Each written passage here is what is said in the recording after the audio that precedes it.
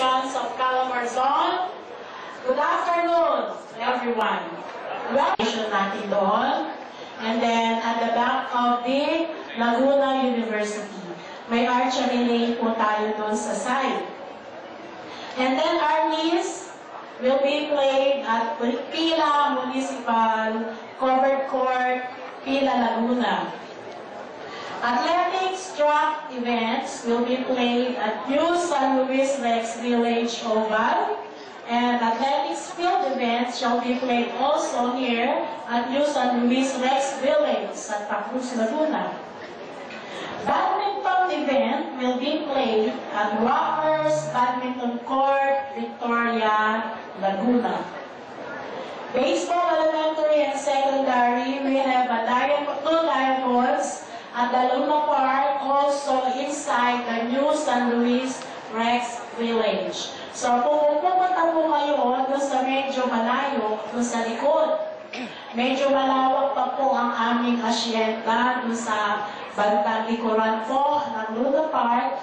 Pasyal-pasyal po kayo doon, meron po doon baseball field. Malawak pa po doon. Kasya ang apat na baseball fields. Kaya lang yung dalawa ay still not yet playable.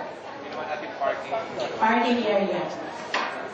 Basketball elementary will be played at New San Luis Rex Village Gym, Santa Cruz Municipal Covered Court, Barangay Monserrat Basketball Court, and we also have an alternative venue at yung Pedro Guevara. Meron po doon training center doon po sa loob ang chess event. Football elementary and football secondary will be played also inside the New San Luis Rex Village within the vicinity of our sports complex, the lower field and the upper field. Gymnastics event, rhythmic gymnastics, WAG, and MAG, men's artistic gymnastics and women's artistic gymnastics will be played at Pedro Guevara Memorial National High School, Inner Court.